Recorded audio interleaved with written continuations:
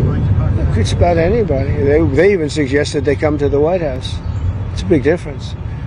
But they've suggested that they come to the White House. That's, courageous, but, it's like not easy for them to do.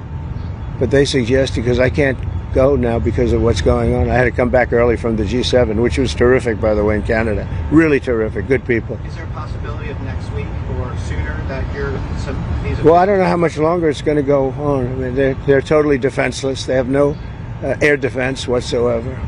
We've totally captured. We've totally captured the air, Brian. Yeah, Mr. President, you've been fairly compassionate towards the Iranian people's suggestions.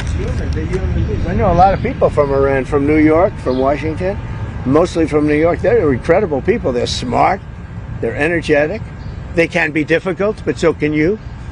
No, they're great people. Smart people. And those people are getting the hell beat out of them now.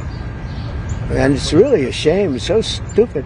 It's so stupid. It's another one, Russia, Ukraine is so stupid. Would have never happened if I was president.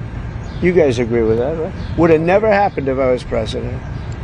Putin would have never done it. And I spoke to him yesterday, and I said, he actually offered to help mediate. I said, do me a favor. Mediate your own. Let's mediate Russia first, okay? I said, Vladimir, let's mediate Russia first. You can worry about this later.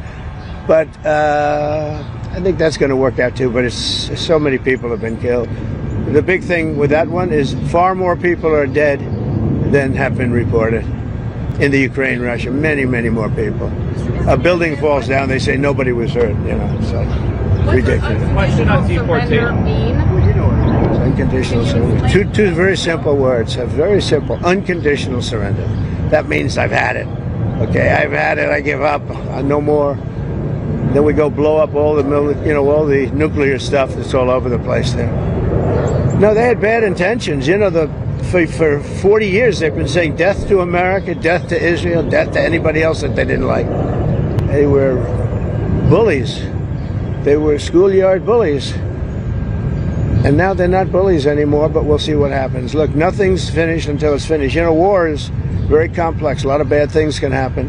A lot of turns are made. So I don't know. I wouldn't say that we won anything yet. I would say that we sure as hell made a lot of progress. And we'll see. The next week is going to be very big. Maybe less than a week. Maybe less. But is there anybody here that said it would be okay to have a hostile, very, zealots really, but to have a hostile country have a nuclear weapon that could destroy 25 miles, but much more than that, could destroy other nations just by the breeze blowing the dust. That dust blows to other nations and they get decimated. This is just not a threat you can have. And we've been threatened by Iran for many years. If you go back and look at my history, if you go back 15 years, I was saying we cannot let Iran get a nuclear weapon. I've been saying it for a long time. And I mean it more now than I ever meant it. Yeah. Mr. President, a question on deportation.